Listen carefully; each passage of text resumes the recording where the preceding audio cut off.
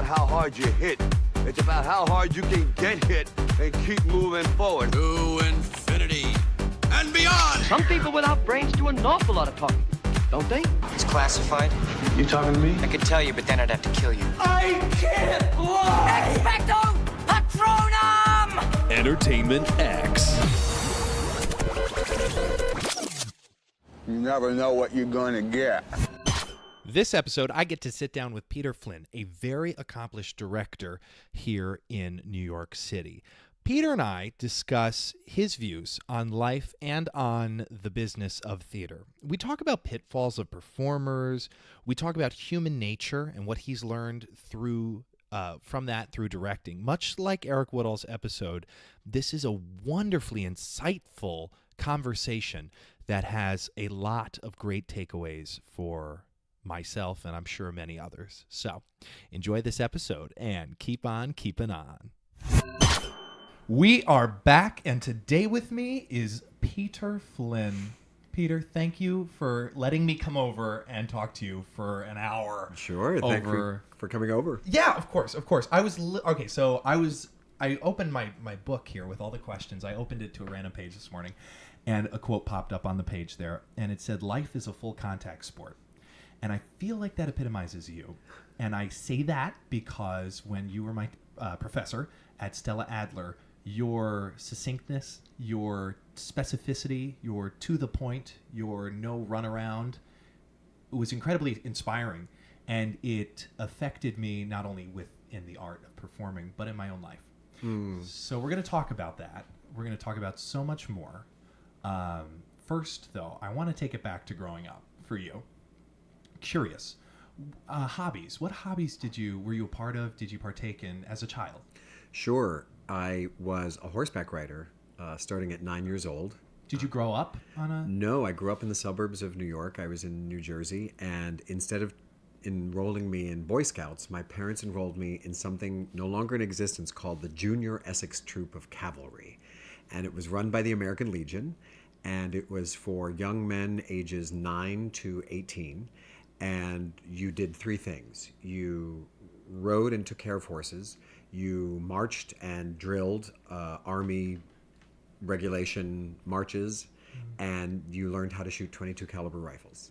Oh, my goodness. And we wore Army fatigues and riding boots. And I did that for about 4 years of my childhood. And it was How old were you? remarkable. From 9 to about 13. Was that overnight? Or was that like a No, daytime thing? it was a twice a week event. So once after school, on Wednesday afternoons, I would go and you, on the shorter days, after school, you'd have a riding lesson. You'd have to take care of the horse. You'd have to take care of the stable. So we were responsible for everything. Mucking out the stables, feeding the horses, making sure that they were clean, making sure that the stable was clean, making sure that the human being latrines were clean. And then we would march. We would do Army maneuvers and formations. And that was the short day. And then the longer day was all of that for longer, but then included a session at the armory where we would learn how to shoot .22s. Was this like a finishing school kind of thing? Or was this Sort of, like but, a dude ranch? a temporary. No, it was more It like a doesn't finishing. sound like a dude ranch. No, it wasn't. No, it definitely wasn't a dude ranch. It was definitely more like a young men's school. I grew up every Saturday. We were there from 8 in the morning to 2 in the afternoon, and the first thing you did was company formation, and you would be inspected by your drill sergeant, who was usually a young man older than myself. Yeah. So when I was 9, I was a recruit, and then I got promoted to be a private, and I went all the way through sergeant first class before I stopped going. But the ranks went as far as, I think major was the oldest young man I knew, and he was a senior in high school. And I stopped when I got into high school because I started doing more performing arts. Most of the kids that you're doing, I didn't know this about you. Yeah. So this is like, I have so Yeah. many questions regarding it. Most of the kids that were doing it with you, was this a setup for them to go to the military? No. This was something that their parents found either through the American Legion or through living in the suburbs of New Jersey, and either liked it because of the discipline or because of the horseback training. My father found it because of the horseback training. My father grew up on a farm in western New York, very rural. Where in New York? Granville, New York. It's a very small town. And Okay. so yeah, so Saturdays would start with us being inspected by our drill sergeant. So the night before, we would have to polish our riding boots, which go up to the shin, black polish and buff them so that they shined. We had bronze epaulette medallions and a belt buckle, belt buckles. So we'd have to polish that all as well. We'd have to press our uniform, and you would be inspected first. And if you got a demerit, your platoon got a demerit, and something that day would go away. Maybe it was 10 minutes extra on the horse, or no rifle privileges that day, or more stable time at the end of the day. So prior to 9, was there a lot of, dare I say, discipline in your life, or did that kind of begin through the class? There was discipline in my life. My mom was a Depression era baby. She was born in 1929, and so she grew up with a lot of rigor around her. So she was born at a time when the country was in financial crisis, and then she became aware of herself as a teenager during World War II, and that also had a lot of stringent limitations on it. And so my family life had a lot of structure to it from my earliest memories. Are there standout things she taught you in regards to, I might be making this word up, frugality, or being frugal, not spending too much? Oh, absolutely. And not just in money either. Occasionally when I was growing up, New Jersey would be under a water emergency, and they would say, He did quotation marks for people. Well, because, what I could tell from friends in school was their families were conserving, as in they're not using the dishwasher, they're not putting the sprinkler on for the grass, things like that. Yeah. In my house, my mother would have the water that spilled out of the first load of laundry, instead of into the drain, into buckets. And then we would carry the buckets up to the various bathrooms we had in our house and flush the commode with the spillover from the laundry water. We would take what's called Navy showers, which means you turn them on, you get yourself wet, you turn them off, you wash, Soap up. you turn it back on, you wash off, So Yeah. when my mom heard there was a water emergency, we did not use water. Oh my goodness. That's so crazy. So we were not crazy at all. I mean, well, that's some like- would call that's- yes, yeah. indeed. But so there was a real practicality to growing up with my mom. There was a real efficiency and a practicality. We knew exactly why we did everything we did in the house. Saturday chores, homework, going to church, making our own meals, water emergencies. We always knew this is why this is occurring. She was a great context giver, but then she was also a great example of follow through. Okay, so she's great context giver, great example. So follow through being like once she starts something, Oh yeah. she completes it. Oh, absolutely. Absolutely. You finish what you set up to do. Period. Yeah. In my house. I love that. So what did they teach you about work ethic? Parents, they. Sure. Mom or dad? Mom and dad, they both taught me perseverance. They both taught me live by your word. And they all go together, right? I'm going to teach this class. I'm going to teach this class moving into the business from being a student actor. I'm going to do that in these 4 ways. I will prepare myself so that I'm ready to do those 4 ways. It takes me this much time to prepare for that. It takes me this much time to do that. Have I done that by the end? Are there any questions? Do other people feel like it has been fulfilled? Yeah. So like I said, it was a very rigorous household in which to grow up. The other anecdote I can give, which was about efficiency and order and structure, was Christmas morning. Christmas morning, on the one hand, my parents taught me organization and structure, and also a sense of wonder and really theater. Because on the one hand, when we went down to our living room on Christmas morning, the fire grate was tossed aside against a bookcase. There were 2 big footprints in the soot in the middle of the fireplace. Those footprints walked across the carpet to the tree. There were candy canes hung on the tree where there weren't the night before. There was, of course, a letter in response to the one we had left them, but the edges were always singed. Like it looked like a pirate map. It had this calligraphy on it.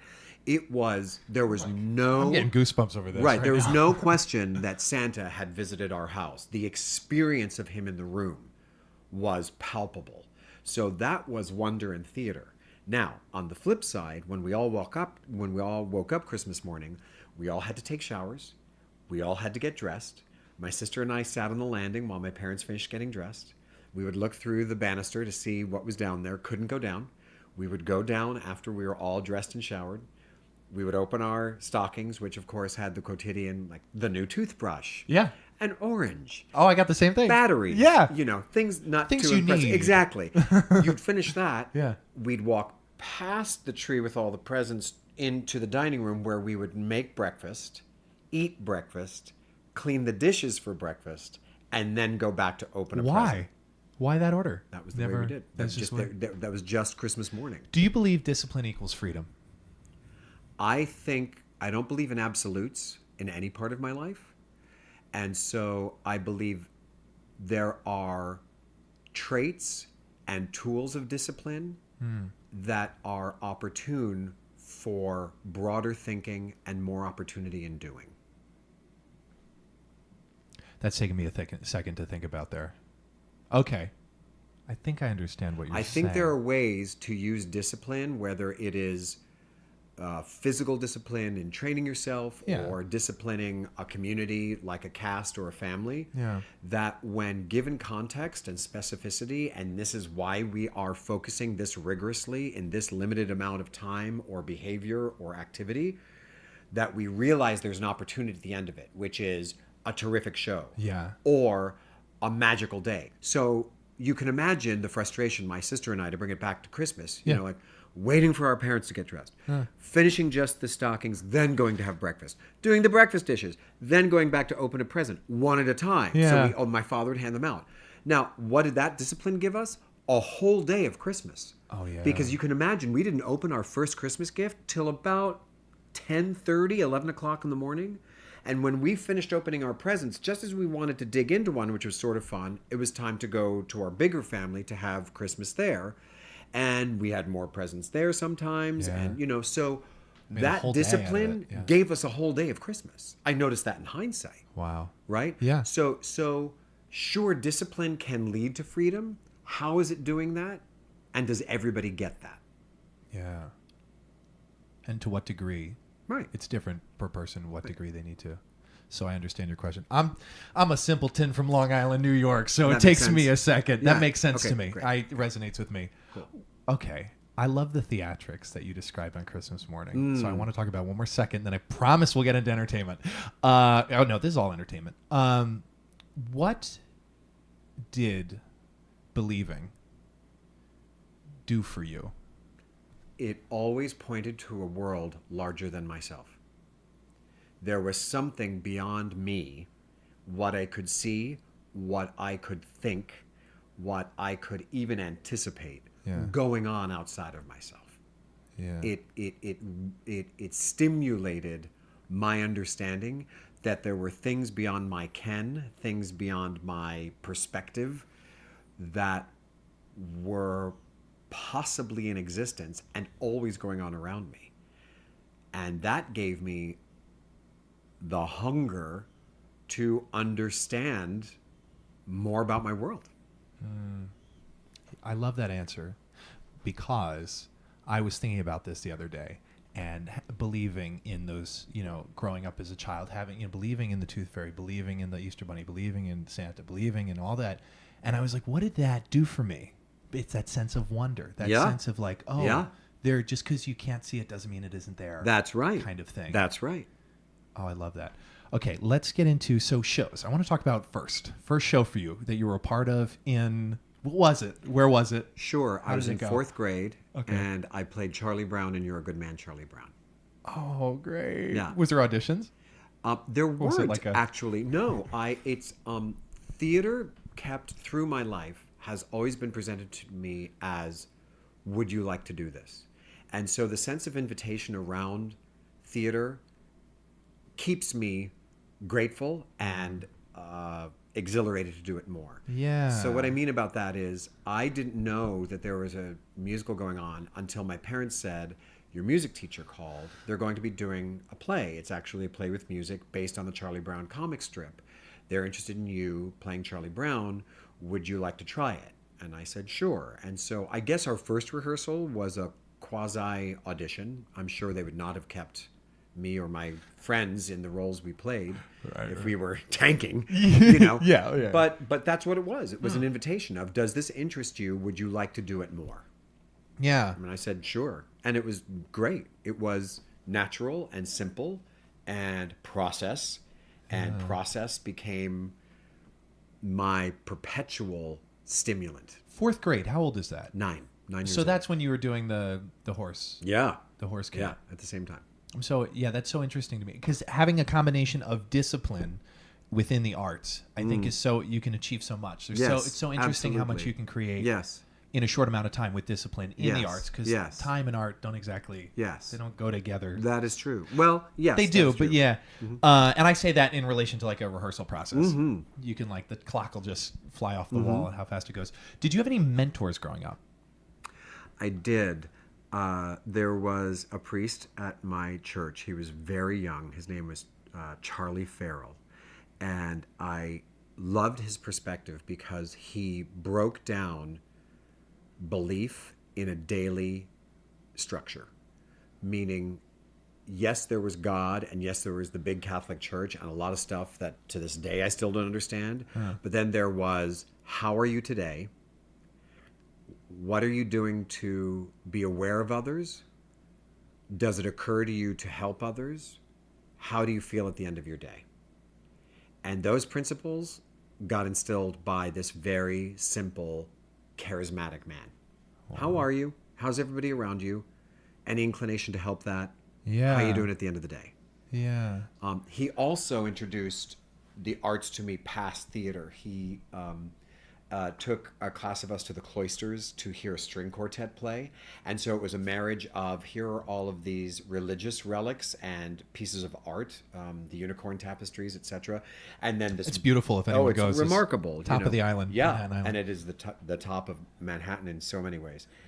And there was a string quartet playing. And so he introduced classical music, instrumental music to me, and socialization. Did you play an instrument ever growing up? I studied piano for a couple of years. Okay. Enough that it actually helped me with reading music when I became a theater musician. Yeah. A singer, or a director. When did you decide to go into theater? Was there a moment where you decided to go into theater full on, full steam ahead? So to continue the invitation that theater presented to me, I, from that first show, continued to do plays and musicals in school throughout my public school education. And my junior year in high school, my parents and I were at dinner, and the subject of going to college arose.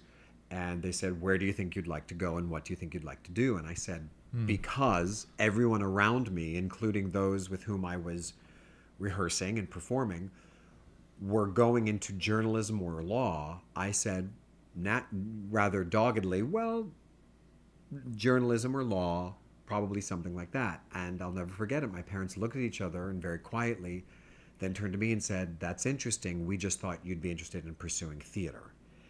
And it was the moment I realized, oh, people actually do this for a living or actually do this with their life. And that was, to this day, I remember as if I was looking at my parents and all of a sudden somebody took my binoculars and widened them out and I saw the whole world behind them. It was that profound of, oh, you mean what I'm doing regularly and naturally and personally can be what I pursue and actually bring me a living and well-being? Yes, please. I'd like to do that. Wow. And so I started to apply to theater universities and programs. Yeah. And from there, really hit it hard. Yeah. We're going to... Okay. So we're going to do a little jumping around here because my next question for you is about directing because you do a lot of that and I want to talk about that. Although I would is remiss the word to mention that we're going to be skipping a lot between college and directing. Sure. So I'm kind of curious if we could just touch on maybe any standout moments, to like, I don't know how to like sum this up, but in a few moments of anything stand out in your mind, lessons learned through college / entering the workplace of theater and that journey into directing, like when you decided directing. So this is a large question. Sure. I'm asking. It's like 8 questions in there. Sure. It's so interesting. I just went back to Northwestern University where I attended. We did a big gala to help raise awareness and support for a new master's program in their acting department. And so a lot of us came back. And what I learned there really greeted me at the door when I saw all of my colleagues and a couple of my professors who are still there. Yeah. And really the 2 things overall that I learned among dozens of nuanced pieces of learning were show up, be the person in the room. If you're not there, it doesn't happen, at least for you personally. What I mean by that is when I show up, I'm the one that gets to rehearse, or I'm the one that gets picked to work on the scene today. Not somebody who decided not to come to class or go to the audition because somebody else decided not to come to the audition. So you'll be seen. Or show up for the meeting of the new student organization that's going to start producing. And all of a sudden, there was a rather large part of my student career for the next 4 years was this student organization. And I produced plays as well as directed them and performed in them and built sets for them. Show up is what continually, and it showed up in the contrast as well. When I didn't show up, almost immediately I would hear about some conversation or experience or opportunity that went down that I completely missed. And it was all on me. Now, of course, there were times it was like me and my 104-degree fever, or me with my car that didn't start and the minus 32-degree weather. Right. Those are circumstances. But at least those came with a little bit of cold comfort of that's called circumstance. That just happened. Yeah. But if there were ever times, as we all have, especially in making the human evolutionary step between young person being guided by family and or faculty or adults to complete independent on our own, right, we will make the misstep of, that's not important. They don't need my voice in that. I'm too tired. You know what? Better to chill. 9 times out of 10, Clay, there was a moment when I would miss something that I'd say, yep, that's why I wanted to be there. For that show or for that organization that just got created.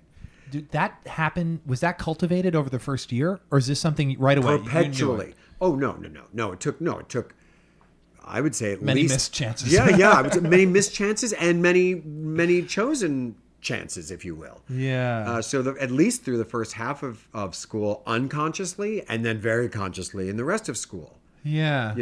There comes a point in I think in everybody's life where we are confronted with either an abundance of, hey, these opportunities are really great, or why do I keep missing this? Both of them present a moment where we get conscious and say, why does this keep happening? For better or for worse. I like that. I would consider that the universe speaking to you. Yeah. Yes. And it's experience. It's experience. I had a teacher that once said, it's the mouse in the maze. You put cheese at the end of a maze for a mouse, and you put it there 6 times, they will always go down that maze. Take the cheese away, they will always go down that maze. Where's the cheese? Where's the cheese? Where's the cheese? The difference between the mice and us is we have a moment of consciousness where we go, maybe there's no cheese there. Maybe I should try another maze. Maybe I'm not looking for cheese anymore. Right? Yeah.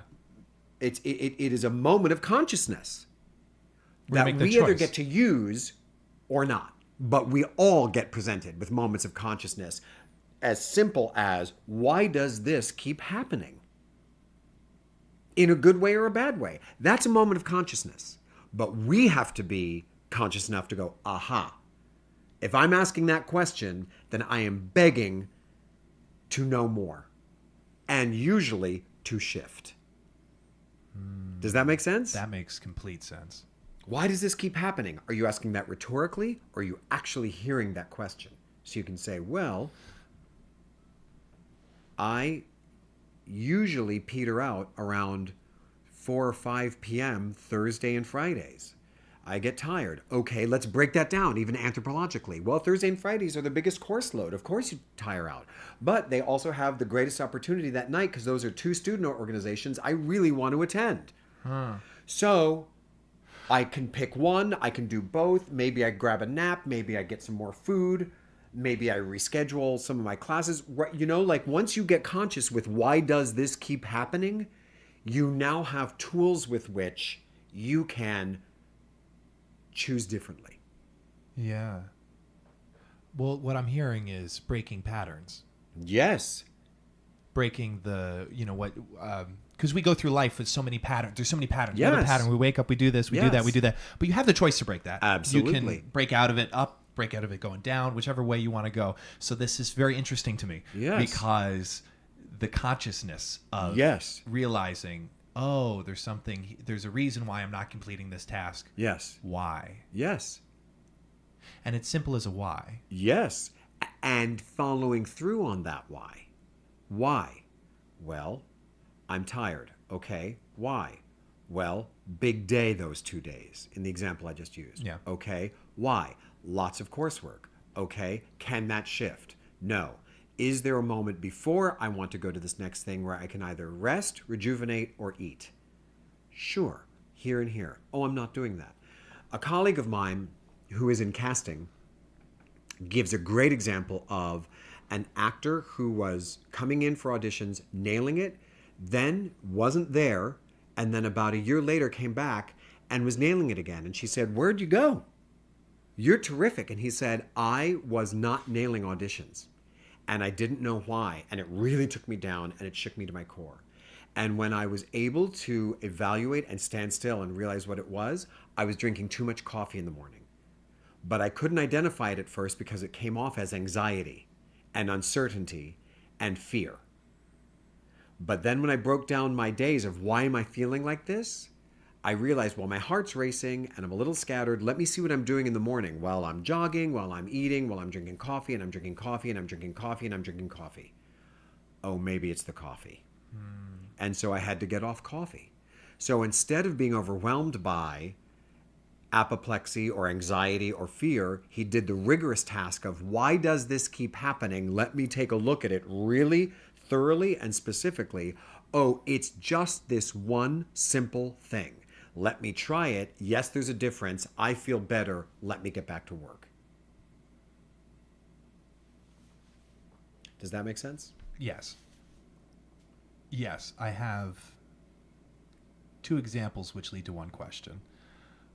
Someone, per se, who has work they need to complete at home, they get home and they never complete it because they fall into like the social media trap or the computer trap or the television trap, / someone who wants to lose weight but continues to snack. Those are patterns. There's a way to change that by asking why. And then my next question is, why don't they change that? I think you've already answered this, though, because they're not following through. Well, first of all, I will say again, there are no absolutes, meaning someone not losing weight and someone not following through on work is going to have a different reason and a different set of circumstances and choices per person. Right. So I would start my answer with, well, I don't know, actually. It takes knowing the person and their circumstances and their wants more thoroughly to actually understand why. You know, in the case of losing weight, is it a chemical imbalance? Is it an age? You know, being some, as we all do, as we age, our bodies change. And some requirements change as well. Getting work done, is it, you know, that's a little bit more tangible because we all have places we live and places we work. Is it the living environment? Yeah. Is it your family environment? You know, does it help? And then at some point, there's always a moment in how do we change a pattern where talking to someone else, I find in my work and life experience, will help. What do you do? Yeah. What would you do in this? Let me give you these circumstances. Let me give you this experience. This is what keeps happening. Have you experienced that? Yes or no? And what would you do if you were me? And being open to that. To know that without any sentiment, community is an opportunity for momentum and progress. Community is an opportunity for momentum and progress. Yeah. To Love lean that. into the community and say, I love that. has this happened to you? Yeah. Yeah, I must apologize. I didn't mean to throw that on you with like having an absolute answer. I have a personal fascination with breaking habits. Because I Yes. have habits, Yeah. some of which I love, some of which I'm like, I need to change. That's right. But it's less, So it's for me, in interesting. my experience, it's less about looking at the habits, Clay, and more looking at the quality of life. Meaning, if we look at habits, it's like looking at a hammer when you're trying to build a house. Look at the house. You'll find out whether the hammer is right to build that house. Right? If you look at the hammer, you're going to just look at the hammer and go, well, it's heavy in my hand, and does it hit the right nail? I'm not sure. Well, the head looks big, but I'm not sure what size the nail are. Get into the house and start nailing nails. You will find out whether it's the right tool or not. Wow. So to just look at the habit is not looking at the greater perspective of what is the habit giving you or what is the habit keeping from you. Right? So how is your day? What is the habit giving you? What is the habit keeping from you? Right. Got it. I'm a runner. I like to run. I run an occasional marathon, but I run regularly. I run 5 out of 7 days a week. It is a habit. I am very aware of what it gives me. And on a semi-regular occasion, I'm aware of what it keeps from me. It takes up time. I must shower afterwards. If I am under the weather, it is, as much as my heart and my mind want to go run because I'm that compulsive about it, it's not a good time to run. And I have indeed made myself sicker, right?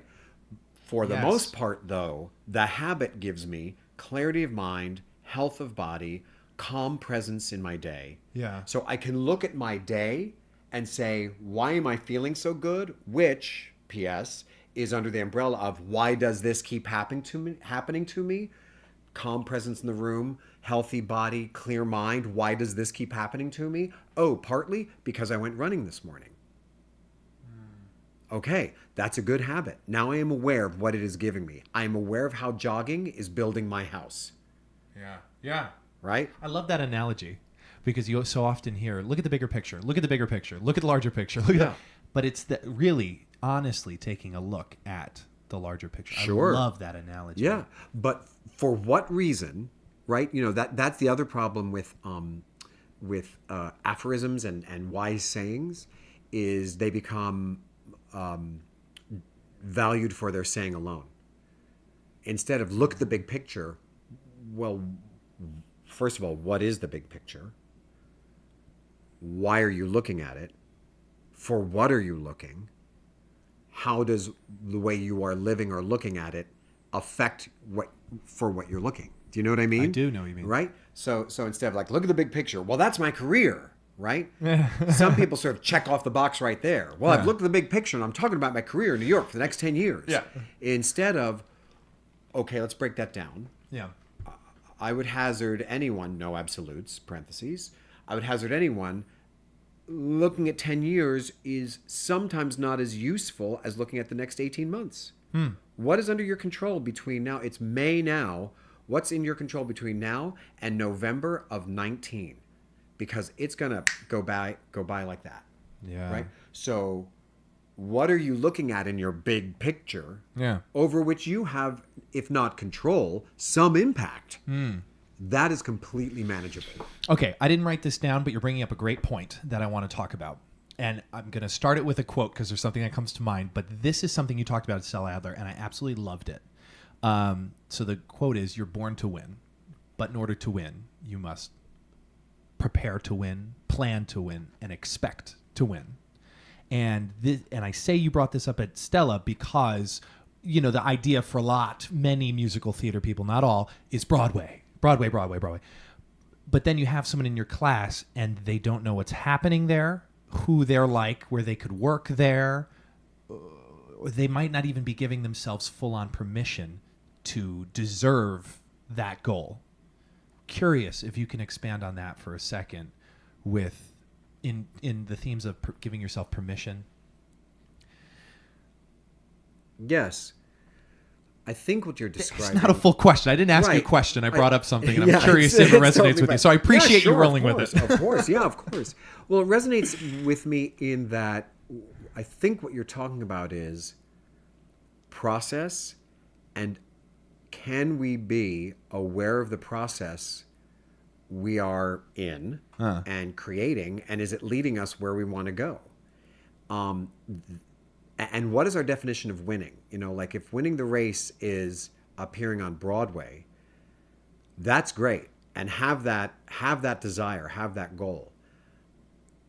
To have just the finish line of quote unquote Broadway, I would offer to anyone, isn't enough to cross the finish line. What does Broadway look like to you? What was the last Broadway show you saw?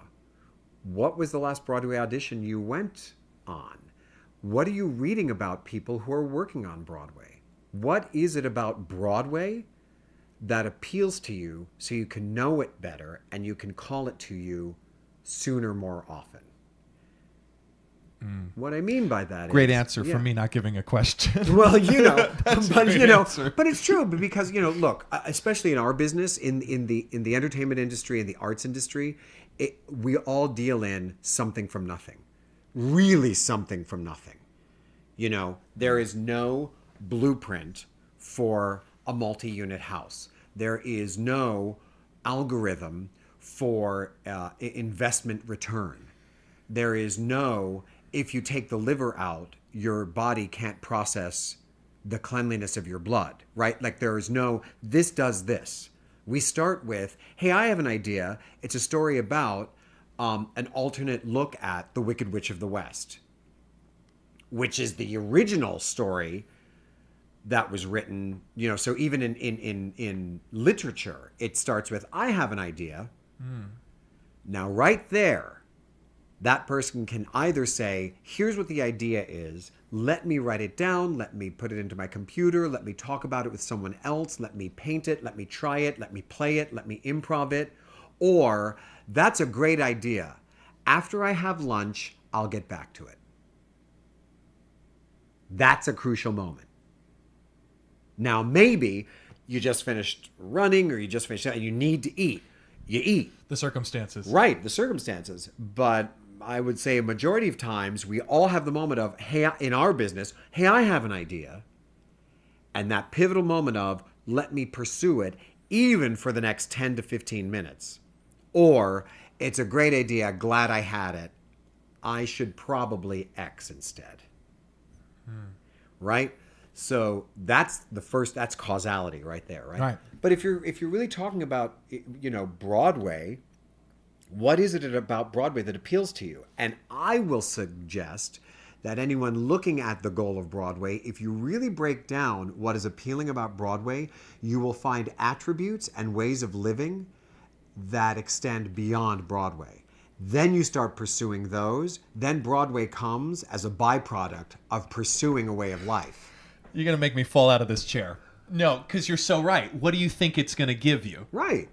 That feeling can be achieved without the material idea of it alone. Right. Like, why do people buy a lot of nice clothes? Right. That whole thing. Like, why do you eat a lot of ice cream? Restaurant? Why do you decide you want to go, I would like to go to the south of France to experience the sun on that beach. Okay, can you do that today? No. What can you do today? Well, I can do anything from, and I mean this really tangibly, write down specifically why that feels good to me. Well, the sand in my toes, the warmth on my face, the soft clothing instead of this muffler that I have to wear around my throat. A cold drink instead of a hot drink.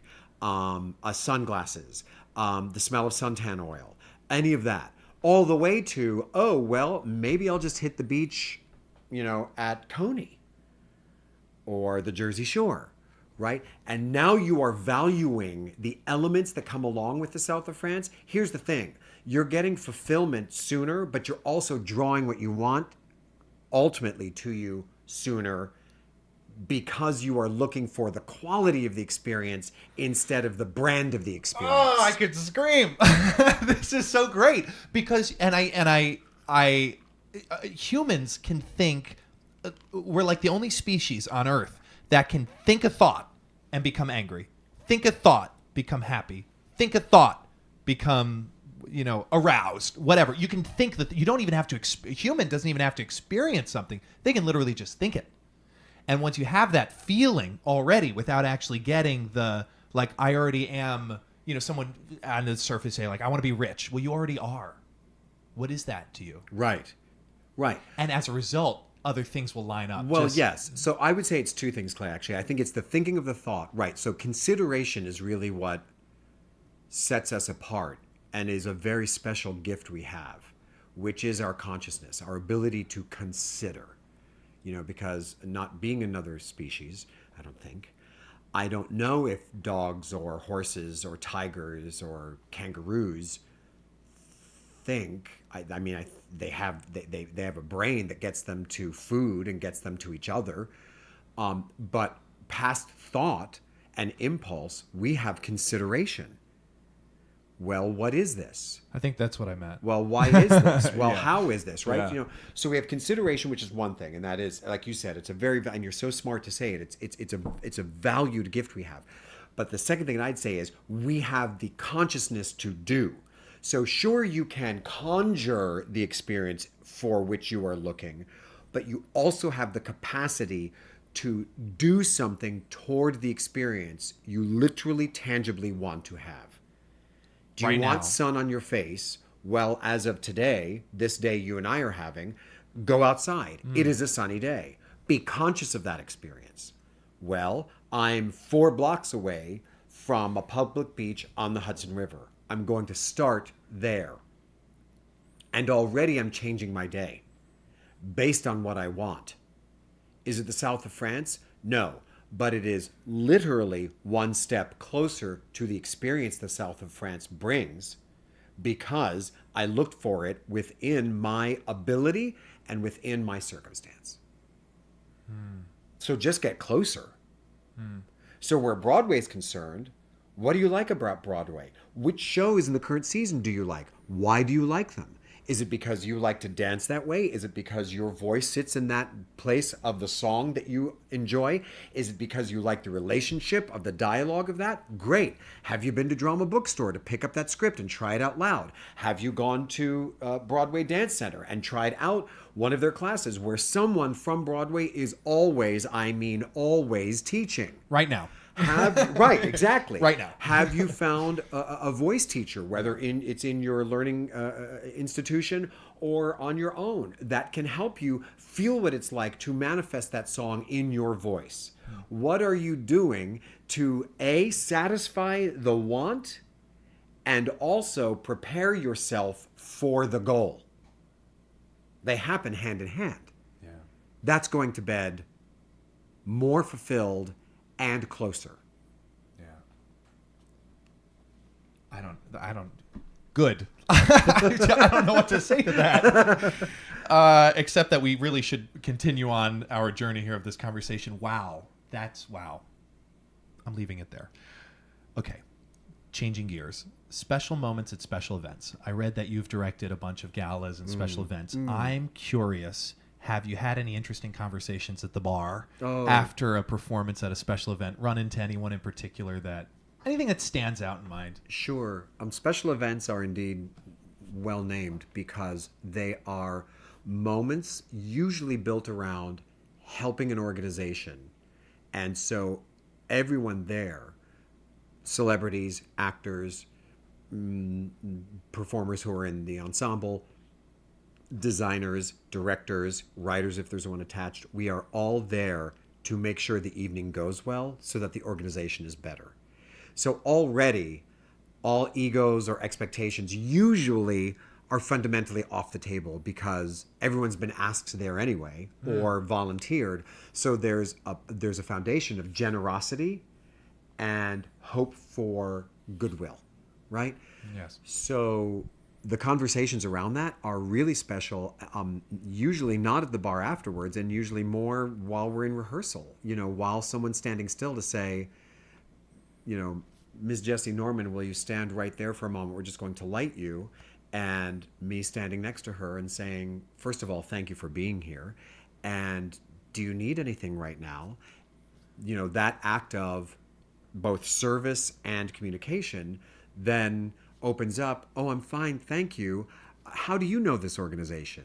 And then we start that conversation. Oh, and then all of a sudden, all roads lead to a person and activity that is kindred between us. And we now have the human experience of, oh, I'm glad you relate to this place the way I do. I did a special event at Ford's Theater where I brought my son as my assistant because it was going to be a down and dirty day, and really my assistant needed to be somebody I could just say, hey, go get this person backstage, or take this note down, I need to talk to the lighting designer later, or we need water for those performers right now. And I knew Hudson was reliable and willing and wanted to be there for the day. And all roads led to a moment when,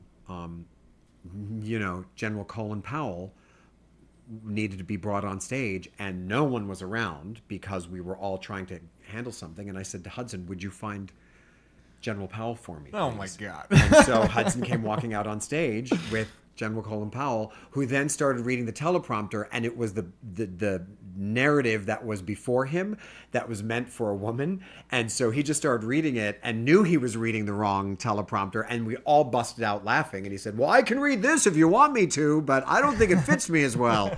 And all of a sudden we're all having a very human social moment. And, my son saying to him, do you need anything else right now? Thank you very much, and then we all get to talk backstage, and it was General Powell who said, well, why don't we take a picture, Hudson and me, just to make sure that we both remember this day. Oh, my God. And so things like that happen. Yeah. Or Josh Groban doing chess for the very first time, and his very first theatrical moment on stage, I think since he had been in college, maybe high school. And so that experience of, well, what do you need? And what is this like? And you got a lot of people around you. And, is there anything you need to put in place? And so Julia Murney, who is one of the most generous co-stars, and Adam Pascal, between the two of them, Josh was in great hands. Yeah. And just to watch everyone come together, not only for the organization, but to make sure Josh had a splendid experience of working on stage. Those are the special moments. They come from all of us wanting to be there to make sure it goes well. Of course. I love that. Yeah. I want to take a moment here because you mentioned your son as your assistant, and I got to watch that a little bit at Stella Adler, that the relationship between the two of you when it comes to the professional side of him helping you is so incredible. I think that's all I want to say about it. It's just incredible. The relationship is incredible. And I saw that without, this, try not to be too emotional here, but that's the kind of relationship I would like to have with my son. Clearly you can see the love, but without saying please, you can tell him to move a chair and he doesn't take it personally. And he is there, Johnny on the spot. Sure. He's there to work. He's just there. Well, I hope that comes from a similar place of wonder and desire to make something larger than us happen. Yeah. That's one thing I hope and know Andrea and I have given our son is there's a world larger than you. It is perpetually wonderful. And the more you lean into offer how it gets better, the more wonderful it becomes without any sentiment. I mean that as tangibly, almost pedantically as possible. Wow. Yeah, I love that. Thank you. Are there common themes that you find among the top performers that you're directing? And I mean this in the sense of them showing up, not just physically, but mentally, being prepared, all that. Are there common themes that you run across? Because you've worked with all ranges of new beginners, seasoned vets. Are there any common themes that stand out in your mind when it comes to like showing up for rehearsal, showing up to work? Yes, you've mentioned a couple already. Preparation, definitely. Yeah. Willingness, which comes from preparation. I feel so well prepared, I'm ready to jump in. Yeah. A sense of collaboration, so preparation, willingness, a sense of collaboration. Well, I'm not the only one here who's going to make this happen. I'm a part of how this is going to happen. So how do we do this together? And personal confidence. Nothing's going to be taken away from me. I have a bounty to offer. I know why I'm here, whether that's reputation or skill set or talent. I'd say those four: preparation, willingness, collaboration, self-confidence. To the fullest extent. Yes. Yeah. Okay. Yeah, that answers that. Okay. So Andrea had mentioned to me, and I noticed this reading the vast amount of work that you've directed. It's all very versatile. You're not just the, Rodgers and Hammerstein. You're not just I'm curious maybe where that comes from, or I don't even think I'm going to articulate this question very well. Where you come from in regards to being so versatile. Is that conscious for you? Is that a given for all directors? Again, not a question. Sure. Well, there are questions in there. with you? No, you're asking questions. You're asking great questions, Clay. Don't Thanks. worry about it. Yeah, Thanks, really. I'll start with, it's a very practical reason, which is I'm a freelance director living in New York, taking care and providing for a family and a son. So I have to work. So I look for the work. And if a job comes up, whether it's a musical or a play or a new piece or an established piece or a one-night event or even a teaching opportunity, yes, I'm always grateful it's within the sphere in which I'd like to work, but really it's about, does this help my family? Does this sustain what I need to be contributing as a family man living in a very expensive city? Yeah. So some of the versatility is, where's the job? Out of necessity. And am I right for it? Right. And certainly when I was younger, that was a lot more of the drive. And so it was just applying for the job and writing the letters to artistic directors and or to writers and or producers and saying, here's my resume, this is what I'm doing right now, would love to help.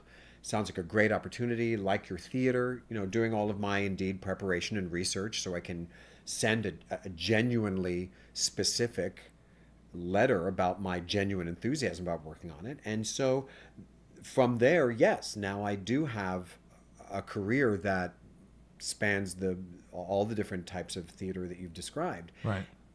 So the practicality of that continues. Where's the job? But now I can also stand on skill sets that come from doing all sorts of different theater, non-musical plays to musical plays. And to me, it really is about two things, essentially. What is the story and who's telling it? Can I help tell that story? Does it give me fulfillment and satisfaction to help tell that story? And who are the other people telling it? And can I help them as well? And are we all going to have a good time doing it? Right? Because really in my lifetime, not only did anybody force me into the business, I was perpetually invited into the business, which is voluntary. So I try to now marry, balance, integrate the practicality of taking jobs to sustain and take care of my family with, do I like the story? Can I help serve the story? Do I like the community telling the story? How can I help that community tell the story? And being an associate artist at Ford's Theater serves both. That is a magnificent community, both the Ford's Theater community and the Washington, D.C. theater community. They are invested in good work and healthy relationships. Healthy relationships, yeah. Wow. These answers are like, they're taking me out. I'm like, oh my goodness. Okay. All right. So I want to, okay. Has there been any aha moments since you've started directing, be it big realizations on communication with another human? Constantly. That's the answer. Yes. Okay, next question. It's called, it's called rehearsal Tuesday morning. It really is, So are there some that stand out? Yes, of course. But I hope if we're all doing our jobs well in this business, we are constantly looking for that moment of consciousness that is new, because we're meeting. Every time you put up a show, you're meeting at least a small handful of new people, not just in actors, but in designers and in tech people backstage. And so, again, it's consciousness, right? Are we conscious enough to know we are entering into new conversations, and what are they going to bear, right? So I'll just start there overall. I will, a constant aha I have is, am I communicating such that other people are getting it and can do their work? Okay. So clearly I can talk. And that's a separate I just want to, episode.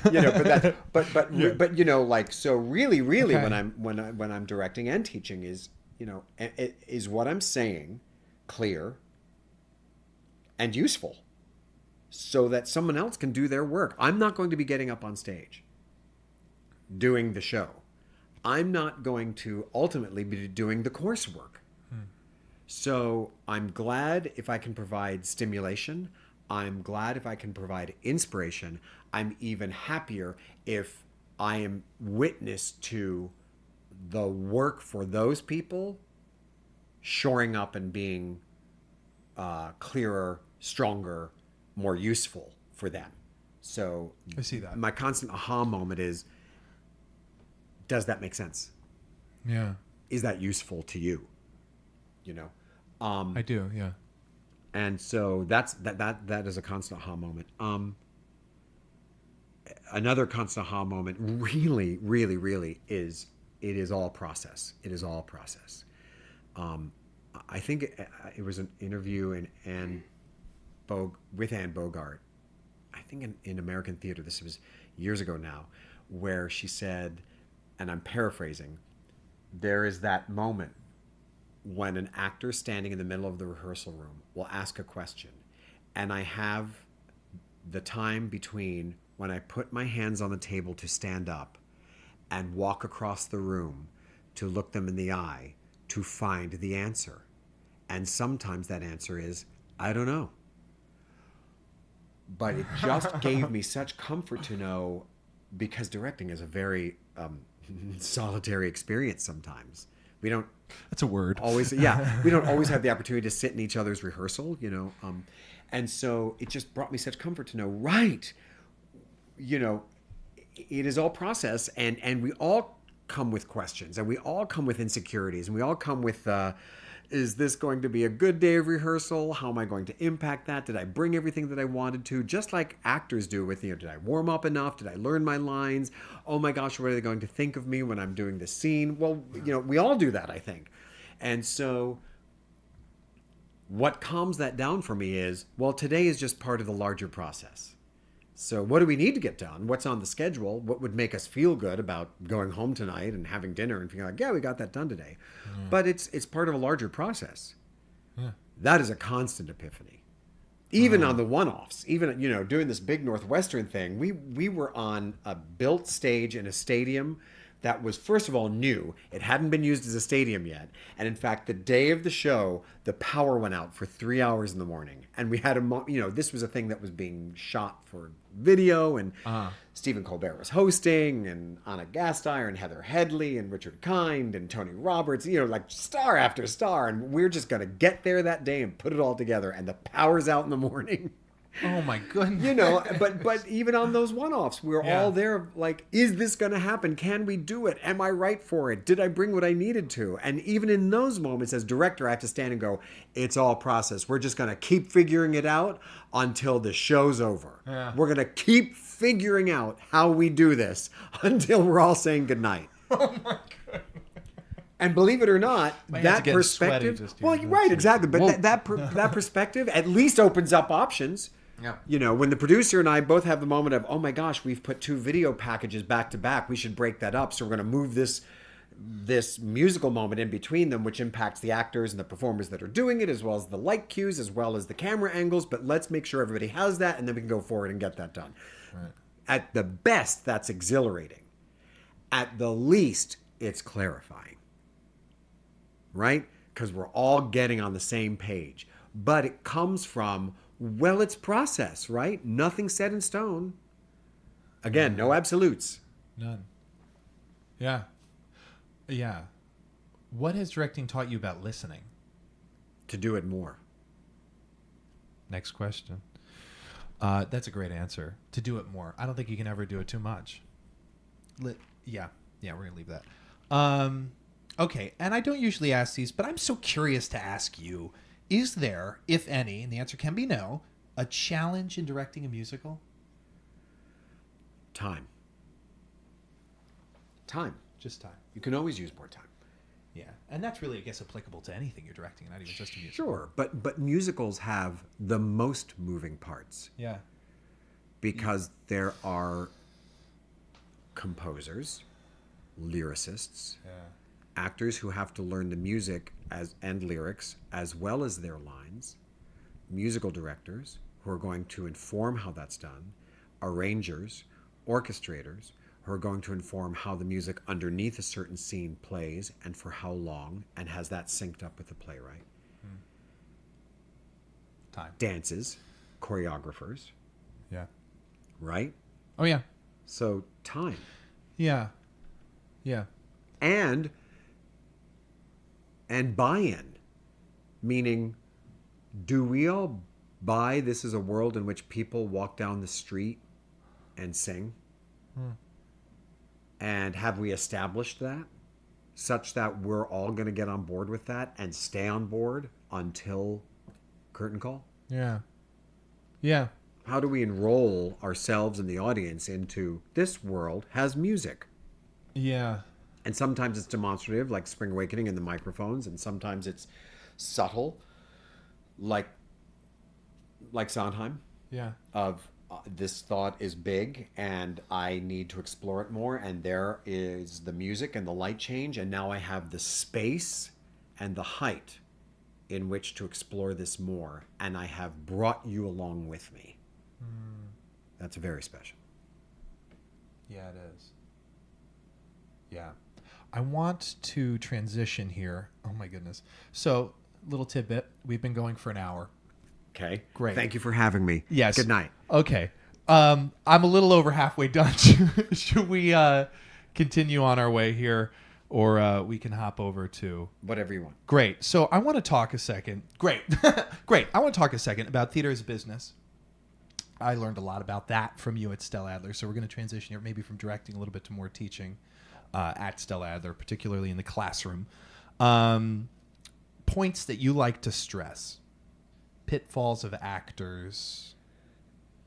Anything comes to mind initially right off the bat? There's more in your control than you think.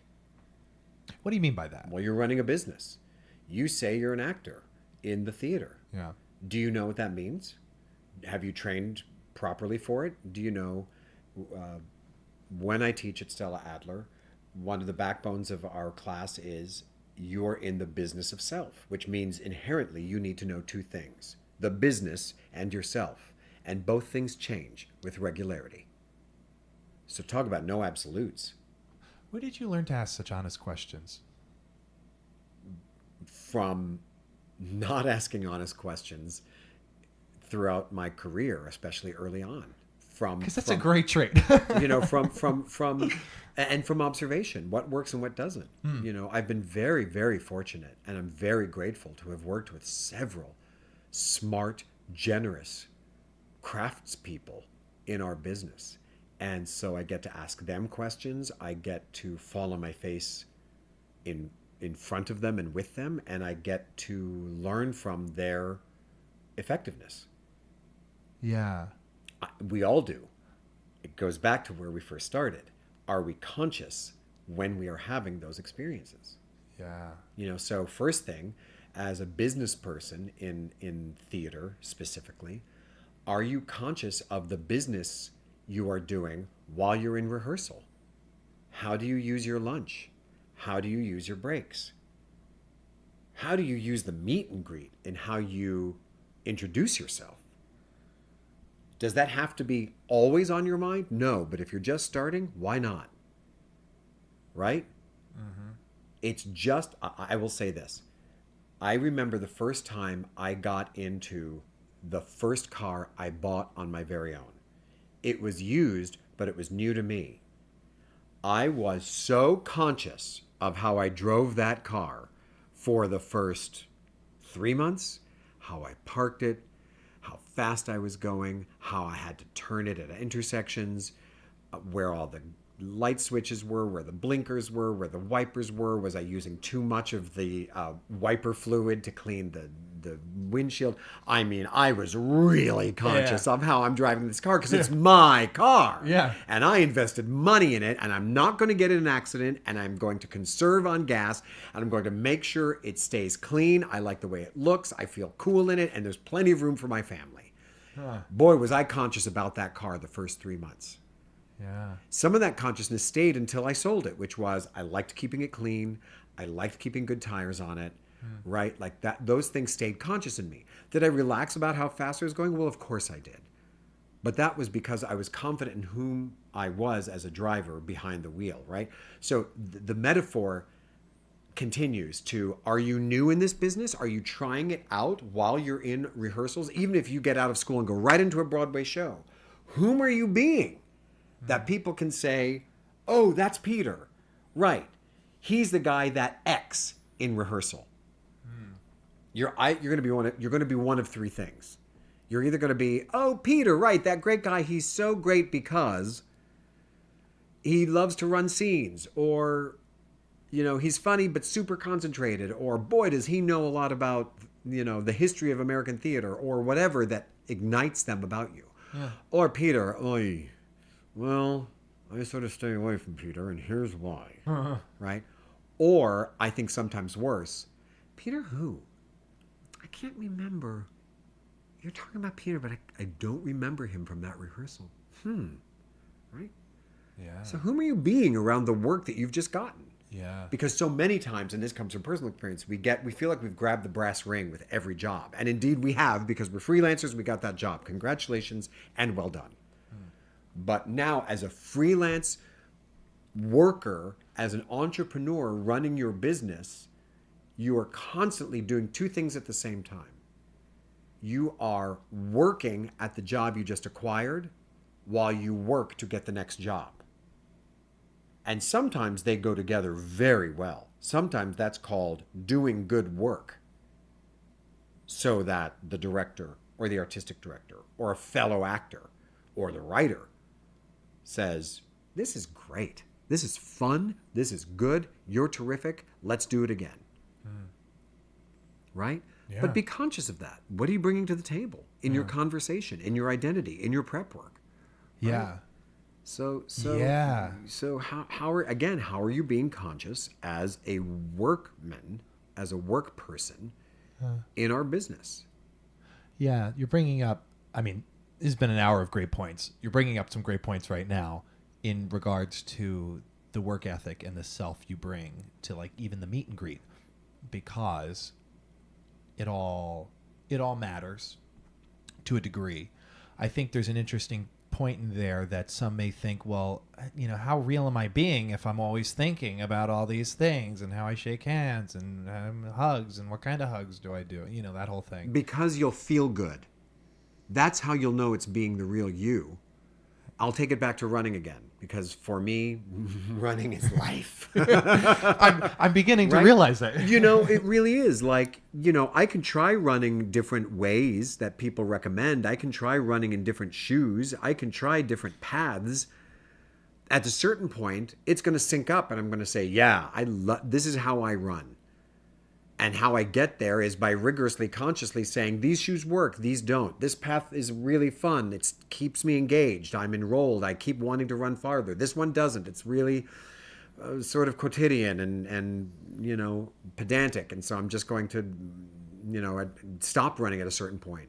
I sweat more in these clothes. I sweat less in these clothes, right? So I'm being you notice rigorously those things. conscious about that, so that when I'm finally doing the run I like holistically, I don't have to be conscious. I was conscious in the preparation. How about that? If we are conscious in our in the preparation about whom we're being in the room, like we want to be conscious in our preparation for the work at hand, then you can take your hands off the wheel. You don't have to really, think, Right. but you don't have to. Right. It's the same thing for preparing whom we're being in the room as we are when we're preparing our work. Like some of my greatest mentors and teachers say, if you are really preparing your research and really preparing your understanding of the world of the play and the conversations you want to have with the actor and the conversations you want to have with the designers and the questions you want to ask at the table, then all of that can be put in your back pocket and you can just be in the room. Because all of that stuff is at my disposal now. I don't have to consciously keep it in the fore of my mind. It's there already. I've conditioned myself for it. Right? Same thing about being in the room. How are you conditioning yourself in the room? Do you know who's directing? Do you know her work before this? What theater are you working at? Are you familiar with their work? Are you familiar with what they did last season? Are you familiar with other actors who have worked there?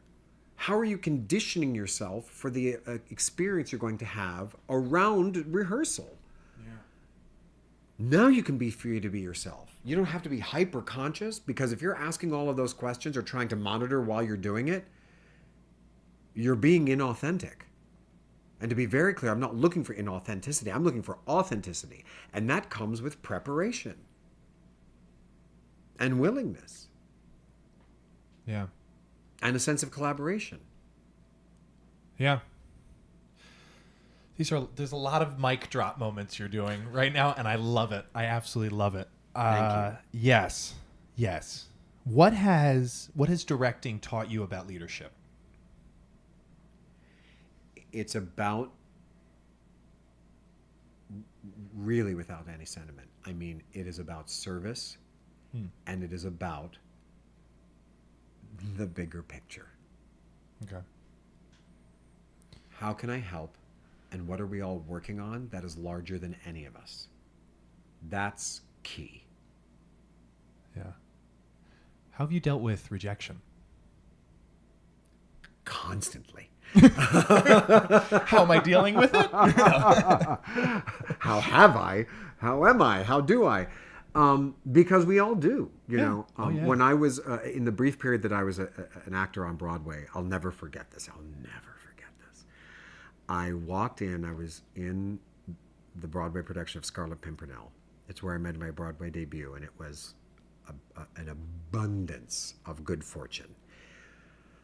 I walked in one night to sign my name on the call board, and someone had cut out a statistic they had found in a theater magazine and posted it that said, the average theater artist hears no more in a year than a civilian does in a lifetime. The average theater artist hears the word no more often in a year than a civilian does in a lifetime. Wow. And it shocked me and also brought great comfort that I wasn't crazy or alone. Right? Yeah. So how do I deal with it?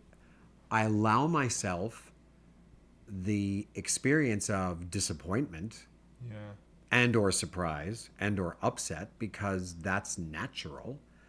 And when I say allow, it isn't pretty. It's not a moment I like to dwell in. but it's got to be there. I want to mark because I invested in it, right? Disappointment comes from investment, right? We really wanted something, And didn't get it. right? Yeah. Even when we're kids, we're going to the beach, and you wake up, thunder, pouring rain. We're not going to the beach. I really wanted to go to the beach, to bring it back to what we were talking about, because whether I'm conscious of it or not, my toes felt the sand. My face felt the sun. My ears heard the waves. My body felt the plunge. Yeah. We invested in that anticipation, in that experience. Yeah. And so the disappointment is the shaking off of what we held as important. So I think disappointment and rejection or disappointment from rejection is a very important thing because it points up our humanness, but it also points up, wow, I really cared. I really invested in this. Wow, I really cared. I really cared. I really invested in this. But again, it takes rigorous consciousness. And that's hard. To be conscious in disappointment is really hard. No one wants to be conscious in disappointment because it doesn't feel good. To say, I'm disappointed because I thought I was right for this job. I prepared for this job. I imagined myself doing this job. I could feel what it would be like to do this job. But that rejection plus reflection is where you grow. We hope, sure. But follow that through then, Clay, right? So then the rejection that leads to disappointment, and then you put that with reflection, again, that's a moment of consciousness. So then the reflection wants to become consideration, so that consideration becomes preparation. And now you're back on the path. On to the next. Right. Yeah. But every one of those steps we just talked about is consciousness. Takes work. And standing still, and takes work. You know? Well, because by nature, so badly when you're rejected, you just want to forget about it. Right. That's a human thing. That's a human thing. And it doesn't feel good. It's not just about forgetting about it. It kinesthetically, physically doesn't feel good. My heart gets tight. And I get a little bit of vertigo. And my arms get tense. My shoulders get tense, right? And who wants to stay in that? Oh, yeah. But then you start looking at why did it happen? And why did I care so much? And what could I do differently next time, if anything at all? Yeah. Right? Sometimes it's a matter of context and circumstance. They needed somebody taller, shorter, older, younger. Nothing to do with you. Right? You know, that's the impersonal part of this very personal business, right? Somebody's a different understanding of the job than mine, a different perspective than mine, jived more with the writer or the theater or the producer's understanding of the show. That happens constantly. What would I want to do differently next time? That's a different question than what could I have done differently. What would I want to do differently next time? Well, ask different questions, find out more information. It depends on the next job. But now I'm into preparation. Yeah. Yeah. Good answer. Thank you. I hope it's useful. It is. And this is something I noticed as, you know, people who stay in, per se, this business longer get better at dealing with rejection. We hope. I hope for myself. Some people maybe not. I think there's that mental, that thought process though behind it of like, okay, on to the next thing. Well, I don't want to repeat what you and just again, said. but again, right, Clay? No absolutes, right? So it is per person. It's more about being conscious of what do you need in your process. There are people who need to lament disappointment largely and with time and really dwell in that sucks. I hate it. And that is an integral part of their development. Okay. As long as somewhere in their psyche or their experience, and certainly in their business, they know that is a useful part of their development, have at it. Right? Yeah. It is not unlike when someone close to us dies. very recently I had a death in my family, and I was all of a sudden very aware, almost anthropologically, at the number of people saying, give it time, give it time, give it time, be patient with yourself, take care of yourself, really make room for the feelings you're going to have. And I really was taken aback by it because I felt pretty high functioning, right? And it made me realize, sometimes it's about other people's, like, they need time. And so they're being generous to me to say, you'll need time. My sense of time and their sense of time could be wildly different. A weekend could be a long period of time for someone. A month could be a long period of time for someone. So when we get back to how do we experience disappointment and rejection, it needs to be a per person investigation so that it stays useful. If a weekend of disappointment is useful, good on you. If a month of it is, because you are really healing something and resolving something and reflecting on something for that month, good on you. Only you can know that. But you want to know that. Yeah. That's something you want to figure out. Otherwise, you get back to the first question we were asking, which is, why does this keep happening to me? Yeah. One way or the other, you're going to get to the, when does this change? Yeah. Wow. Okay. So I'm curious on logistical questions for you, because you're a high functioning individual. I'm curious how you schedule your day. Day by day. Okay. Do you give yourself time in the morning to center, or are you out of bed and you're going? Yes. Or you wake up centered? Yes and yes. No, I don't wake up centered. The honesty. Period. But I do consider the time it takes me to center myself, whether that is reflection in my journal or prayer or jogging. I consider all of that to be a part of getting out of bed and hitting it. So like when you said life is Full contact a full sport. contact sport, Yeah. the preparation is part of that full contact. Right?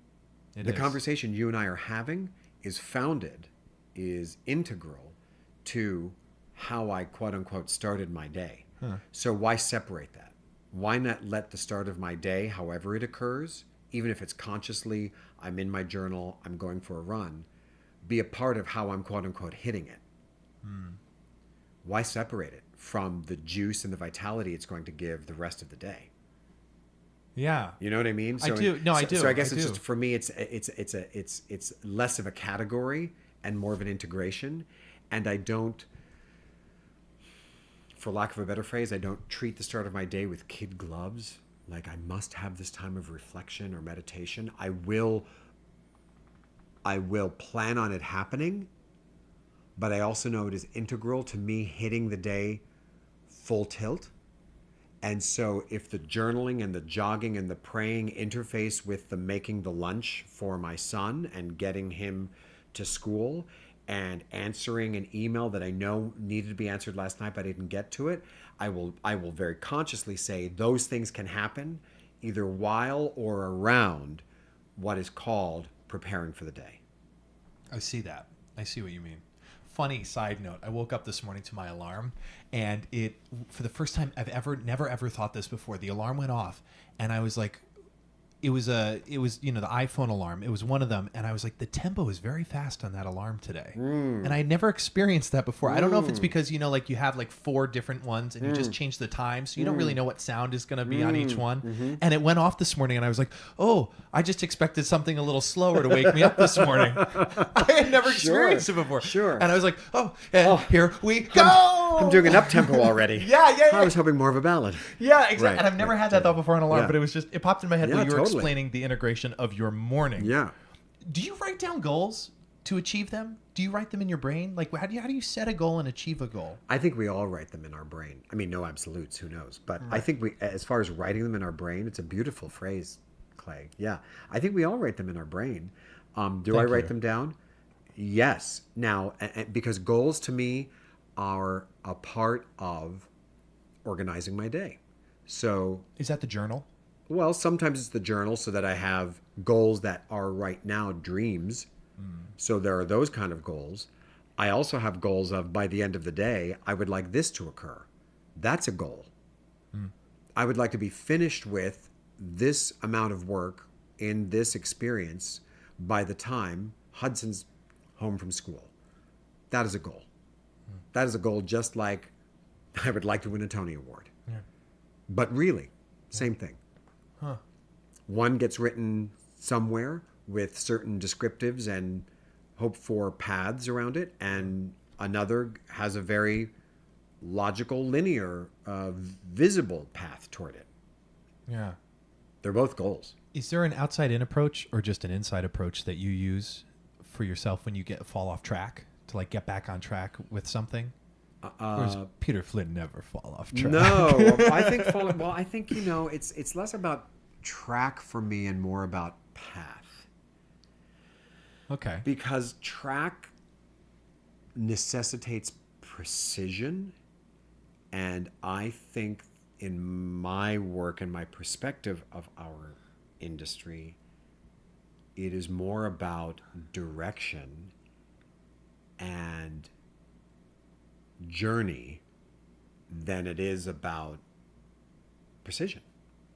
Precision is a tool in the journey and along the path, but it is not the way. So, do I go afield from my path? Yes. What do I do when I'm off it? One of two things. Ooh, I better get back on path. Or, oh, look where I am. Is this useful?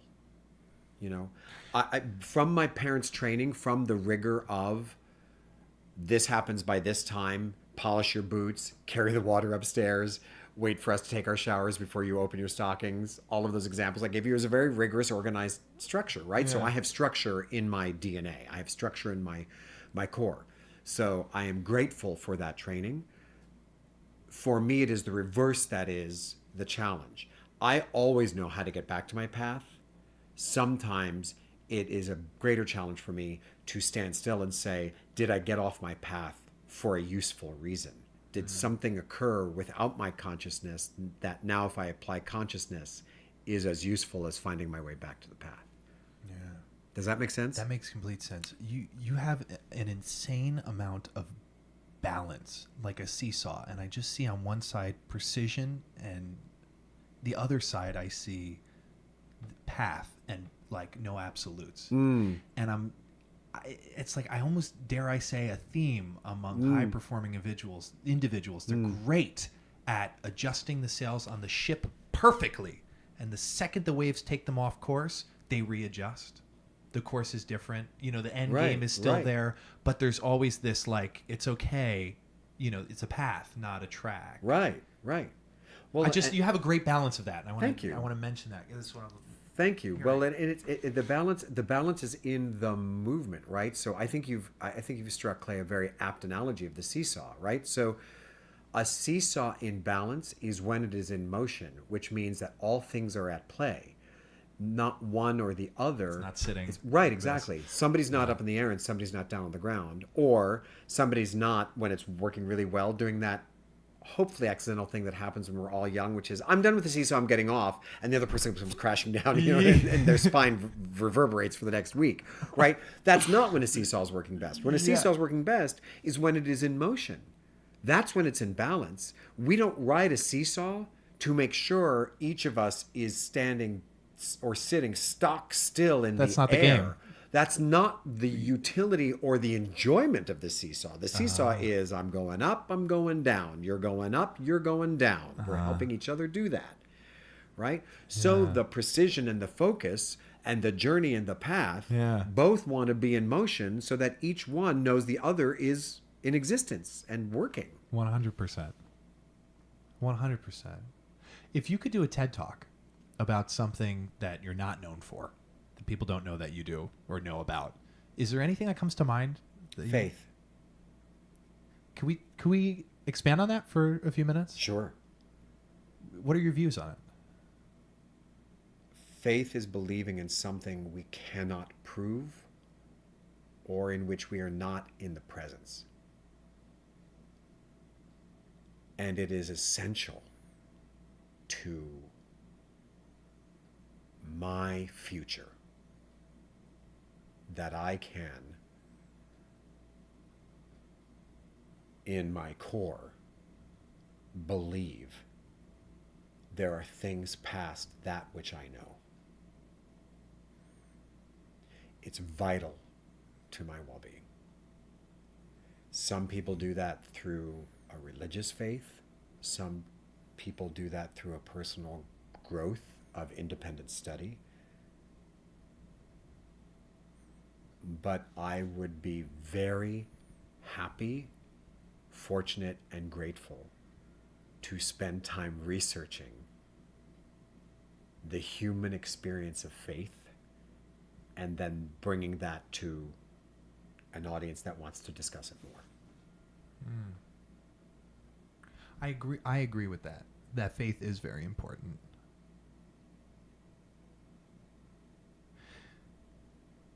Yeah. I'm thinking about it really hard. It's necessary. Maybe.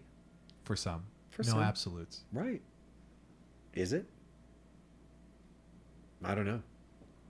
I don't know if it's necessary. I find it necessary. And it reboots its essential nature in my life perpetually. That's very The Alchemist, the book of you. You know, just, you know, and that's in that book too. It's like, well, you may see it because you're thinking about it, but they don't. Right. You know, it's right. No absolutes. As you know from our time together in class, you know, I like to use food a lot as an analogy because I think everybody eats, right? But some people are vegetarians, some people are carnivores, some people are gluten-free, some people just don't like pickles, right? I don't know until we have a conversation about what you like to eat and why you like to eat it, right? So yeah. faith is the same way. Is yours religion based, or is it more like a separate spiritual practice? It started as a religious. My father was a devout Catholic, and he wrestled with the dogma of Catholicism, but he was able to persevere in the sense of faith and wonder and gratitude that I believe is in the foundation of, I hope, many religions, but in my father's experience of Catholicism. So it started as a rigorously Catholic childhood, and I went through everything. I was an altar boy. I went to parochial school for a while. I was on the parish council. I sang at Mass, you know, all of that. And I think the good things I got for my life out of that were a sense of the theatrical. There's nothing more theatrical than a Catholic high Mass. People are in costume, you know, bowls are smoking, people are singing, people are chanting, people are saying things together. There are processionals, so there are musical numbers. It's a show. You know, at Christmas time, there are special lighting moments even where we look at the Nativity and then we look at the Eucharist. You know, it's like, it's amazingly theatrical. So I got that from that. But also, yeah, my faith started as a religious experience of there is something, my father taught me, there is always something larger than us, and it can have a direct relationship with how we are living. Whether that's a being or an experience or a sensation, there is something for me larger than us. Are you still on the path to your purpose? Do you feel you found your purpose? Yes, and my purpose continually reorients and presents itself to me. And you love that? I'm grateful for it. Short answer, yes, I do love it. Yeah. I'm in the core I like of my life. And I'm grateful for how much I enjoy that. But my purpose changes. Our purposes change moment to moment. Our Right? purposes change moment to moment. Sure. So here's the example. My purpose right now is to be speaking with you. That is my number one priority. I'm the father of a 14-year-old. I say quite responsibly, that is not my priority right now. I have taken care of that priority such that you and I having a conversation is the priority. I am confident in how I have taken care of the 14-year-old and his life, he is not the priority right now. And that's good. That's okay. Right? So my purpose as a father ebbs and flows the way my purpose as a friend ebbs and flows, the way my purpose as a director ebbs and flows. No absolutes, right? And the more I know in my life there are no absolutes, the more my life can ebb and flow with priority, like a symphony. This is going to swell. This is going to get quiet. This is going to get really fast. This is going to get really patient. And the more I can understand that those each are essential to me and integral to me, but all take priority at different times, the more I am aware of my purpose. Does that make sense? Complete. Yeah. And because of that, more opportunities come your way. I hope. I can't. No absolutes, right? Yeah. Life presents, well, opportunities, yes, opportunities and occasions. I just want to be careful with the word opportunity because I think our culture has co-opted the word opportunity into good fortune or the next big thing. But if you really take opportunity at its definition, then sure, yes, life constantly presents us with opportunities. Period. We have the opportunity right now to finish the conversation or continue it. We have the opportunity to have lunch together or not. We have the opportunity to decide to write a play together or not, right? Does life present me with good opportunity that I still consider serendipitous? Of holy smoke, they want me to direct that show? Fantastic. On the one hand, I can say, I know exactly why they chose me to direct that show. And on the other hand, I can look at it and say, that's just great timing. That's faith. I just saw two sides of a seesaw there as well. Yeah. Okay, we're coming down to the end here, so I just have a few more for you. What mistakes have you made that have proved essential in learning? Not listening. Great answer. Not listening. Yeah. Yeah, for me. Being absolute. Okay. Leading with I know.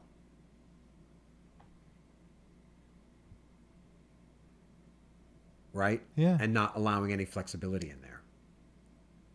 Not allowing any flexibility. Right. Oh, I know. Conversely, you don't know. Only I know. I guess that's what I'd say is that's the mistake. Only I know. And leading with that. That happens with regularity. Okay. How do you define success? Now, being present, that I am able to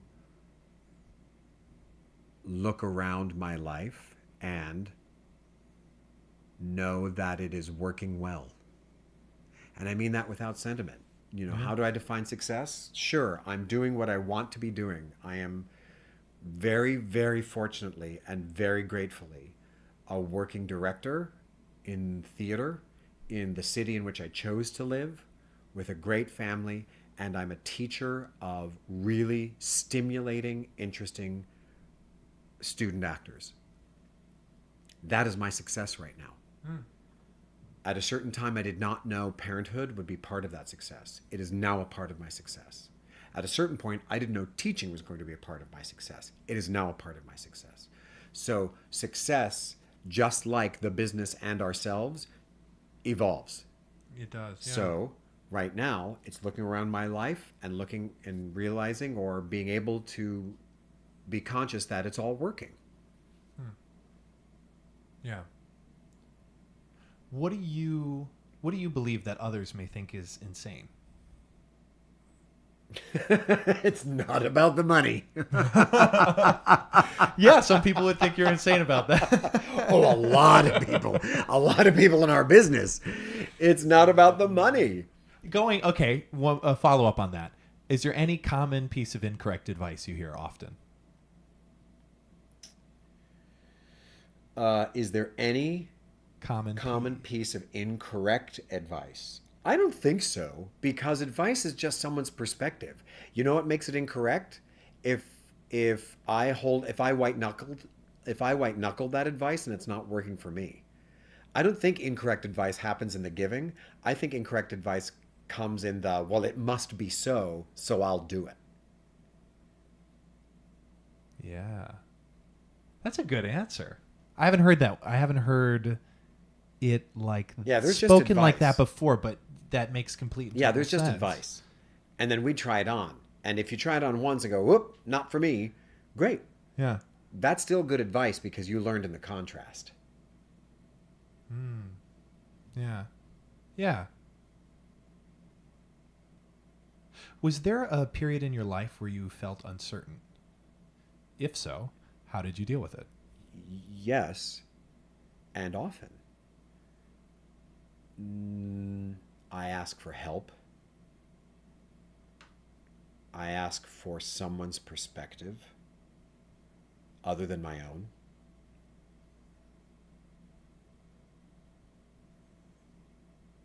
Those two things. I ask for help and I ask for other people's perspective.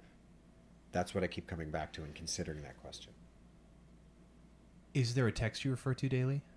Is there A text. to which I refer daily? Or often? There are a few. There are a few texts that I keep with me. Marianne Williamson's Illuminata. Okay. It is loaded with reflections and meditations that marry everyday living with the challenge of the world and that which is past us. It used to be Harold Prince's Contradictions, but it is now his book Sense of Occasion, which is his reflections on the book Contradictions. And so it is his point of view over an entire career of success and challenge. Okay. Ta-Nehisi Coates' book The Beautiful Struggle, which is a chronicle of his life with his father and what he gained from that perspective. Do you have a most gifted book? Or a book that you've gifted the most? Beautiful Struggle I Okay. give with regularity. I also give a small book by E.B. White called Here is New York. What is that about? It is E.B. White was a writer of fiction and also a journalist, and he used to write for the New Yorker. And he was asked, after he had moved out of New York, having been a bona fide Gothamite, to come back and visit New York mid-20th century and journal his experience. And since then it has been republished, and the publisher puts a forward in saying this happened several years ago, and what he found to be true is still true about New York, which is it is always itself and it is always changing. And so I give that often because I love New York, but also because it is a great template for our experience. Okay. We always have what we have, and we are always changing. I love that. And it's a great read. Do you have a best, most worthwhile investment? Be it money, skill set, or time? Family. Why? I know there's an obvious answer to that, I think. Well, family takes me off the grid for a while. Family surrounds me with people who know me in some ways, and again without quotes around it, better than I do. Because they see me when I'm asleep, they see me when I'm just waking up, they see me when I'm sick, they see me when I'm celebrating, they see me when I'm grieving. They know me. They know me. And so I want to invest time back so that they know they are known as well. And so that the level of authenticity and comfort stays high, stays full. How do you view happiness?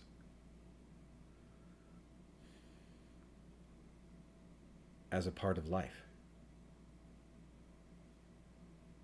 Yeah. Yeah. Yeah. Is there a quote or a word or a phrase that you would put on a billboard metaphorically for millions of people to see? Try thank you. I like that. And that's the whole phrase. Not Clay, you should try thank you. But if you look up at Try. a billboard and see, try thank you. Do you write a lot of thank you notes? I do. I love to write. I love to write letters, and I love to write thank you notes. Because it's an old-fashioned thing? No, because it's such a fulfilling experience. Because it's The that work. I get to sit that I get to sit with my own pen and my own hand, and in my own hand, recall an experience that was so superlative. I have to reach out to someone and say, thanks for being there. Do you remember what went down? Was it this way for you? Here's what was so superlative for me. And it was superlative because you were there. Mm. Come on. Yeah. That's recycling shared experience. Yeah, it is. Yeah. Oh, I love that. Try thank you. Peter, this has been a joy. Likewise. Absolute joy. Likewise. I appreciate Very you much spending so. this time with me. Thank you for spending the time. I really appreciate it. Where can we find you? Is there you have your website if we want to reach out? Sure. My website. Which is Peter Flynn Director.com. Yep. Right. And I'll list there. I'm also on Twitter Yes, you are. at PeterFlynn212, I believe. Okay. As you can tell, It'll be in the show notes so they yeah, can just there you click go. on it. So you can find me there, and you can find me around New York. I like hanging out. Yes. Well, I loved hanging out with you. So thank you, Thank you. ladies and gentlemen, Peter Flynn. You've been listening to Entertainment X, the podcast. You can follow Entertainment X on Instagram at _EntertainmentX_. If you haven't yet, go to Apple Podcasts and subscribe, rate, and review this podcast. Join Clay next week for another curiosity conversation on Entertainment X. Thank you for listening.